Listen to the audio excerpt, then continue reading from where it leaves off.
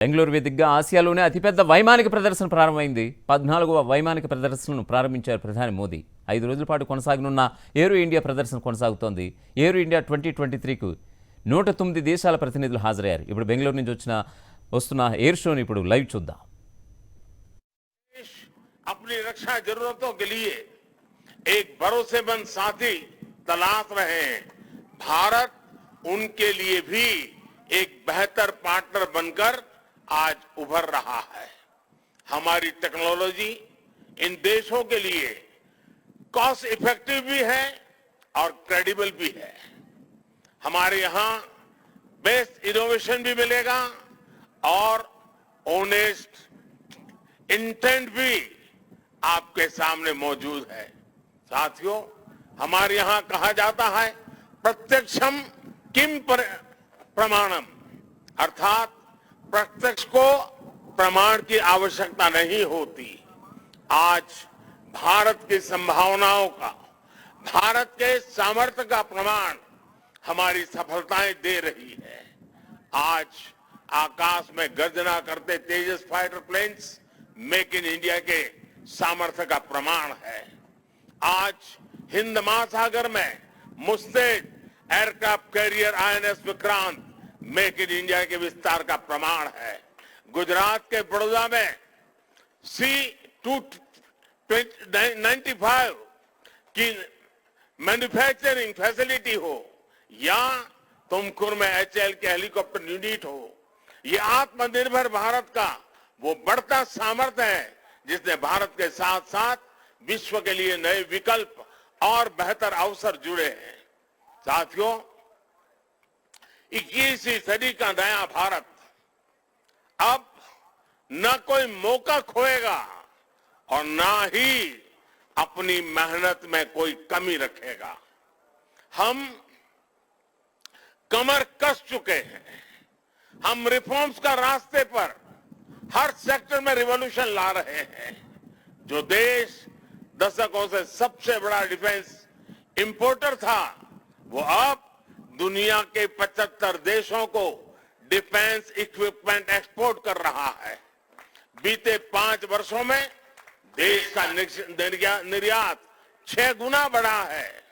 2021-22 में हमने अब तक के रिकॉर्ड 1.5 बिलियन डॉलर से ज्यादा के एक्सपोर्ट को, उस आंकड़ों को हमने पार कर लिया है. फ्रेंड्स, आप भी जानते हैं कि डिफेंस एक ऐसा क्षेत्र है जिसकी टेक्नोलॉजी को, जिसकी मार्केट को और जिसके बिजनेस को सबसे कॉम्प्लिकेटेड माना जाता है. इसके बावजूद भारत ने बीते 8-9 साल के भीतर अपने यहां डिफेंस सेक्टर का कायाकल्प कर दिया है.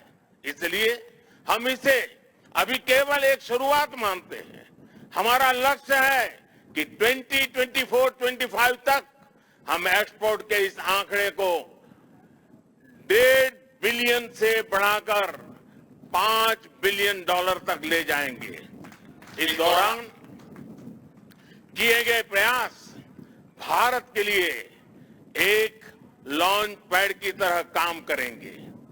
अब यहां से भारत दुनिया के सबसे बड़ा डिफेंस मैन्युफैक्चरिंग देशों में शामिल होने के लिए तेजी से कदम बढ़ाएगा और इसमें हमारे प्राइवेट सेक्टर और इन्वेस्टर्स की महत्वपूर्ण भूमिका रहने वाली है. आज मैं भारत के प्राइवेट सेक्टर से आह्वान करूंगा कि ज्यादा से ज्यादा भारत के डिफेंस सेक्टर में इन्वेस्ट करें. भारत में डिफेंस सेक्टर में आपका हर इन्वेस्टमेंट भारत के अलावा दुनिया के अनेक देशों में एक प्रकार से आपका व्यापार कारोबार के नए रास्ते बनाएगा. नई संभावनाएं, नए अवसर सामने हैं. भारत का प्राइवेट सेक्टर को इस समय को जाने नहीं देना चाहिए. साथियों, अमृत काल का भारत एक फाइटर पायलट की तरह आगे बढ़ रहा है. एक ऐसा देश जिससे ऊंचाइयां छूने से डर नहीं लगता, जो सबसे ऊंची उड़ान भरने के लिए उत्साहित है. आज का भारत तेज सोचता है, दूर की सोचता है और तुरंत फैसले लेता है। ठीक वैसे ही जैसे आकाश से उड़ान भरने वाला एक फाइटर पायलट करता है। और सबसे महत्वपूर्ण बात, भारत की रफ्तार चाहे जितनी तेज हो, चाहे वो कितनी भी ऊंचाई पर क्यों न हो, वो हमेशा अपनी जड़ों से जुड़ा रहता है। उसे हमेशा ग्राउंड सिचुएशन की जानकारी रहती है। यही तो हमारे पायलट भी करते हैं।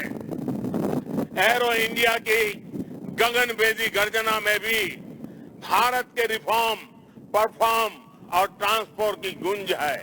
आज भारत में जैसी निर्णायक सरकार है, जैसी स्थायी नीतियां हैं, नीतियों में जैसी साफ नीयत है, वो अभूतपूर्व है। हर इन्वेस्टर को भारत में बने इस सपोर्टिव माहौल का खूब लाभ उठाना चाहिए। आप भी देख रहे हैं कि ईज ऑफ डूइंग बिजनेस की दिशा में भारत में किए गए रिफॉर्म की चर्चा आज पूरी दुनिया में हो रही है। हमने ग्लोबल इन्वेस्टमेंट और इंडियन इनोवेशन के अनुकूल माहौल बनाने के लिए हमने कई कदम उठाए हैं। भारत के डिफेंस सेक्टर में फॉरेन डायरेक्ट इन्वेस्टमेंट को मंजूरी देने के नियमों को आसान बनाया गया है। अब कई सेक्टर में एफडीआई को ऑटोमेटिक रूट से मंजूरी मिली है। हमने उद्योगों को लाइसेंस देने की प्रक्रिया को सरल बनाया है, उसकी वैलिडिटी बढ़ाई है, ताकि उन्हें एक ही प्रोसेस को बार बार न दोहराना पड़े। अभी 10-12 दिन पहले भारत का जो बजट आया है, उसमें मैन्युफैक्चरिंग कंपनियों को मिलने वाले टैक्स बेनिफिट को भी बढ़ाया गया है। इसका फायदा डिफेंस सेक्टर से जुड़ी कंपनियों को भी होने वाला है। साथियों, जहां डिमांड भी हो, कैपेबिलिटी भी हो और एक्सपीरियंस भी हो, नेचुरल प्रिंसिपल कहता है कि वहां इंडस्ट्री दिनों दिन और आगे बढ़ेगी। मैं आपको भरोसा दिलाता हूं कि भारत में डिफेंस सेक्टर को मजबूती देने का सिलसिला आगे और भी तेज गति से बढ़ेगा। हमें साथ मिलकर इस दिशा में आगे बढ़ना है। मुझे विश्वास है आने वाले समय में हम एरो इंडिया के और भी भव्य और शानदार आयोजन के गवाह बनेंगे। इसी के साथ आप सभी का एक बार फिर बहुत बहुत धन्यवाद करता हूं और आप सबको अनेक अनेक शुभकामनाएं देता हूं। भारत माता की जय।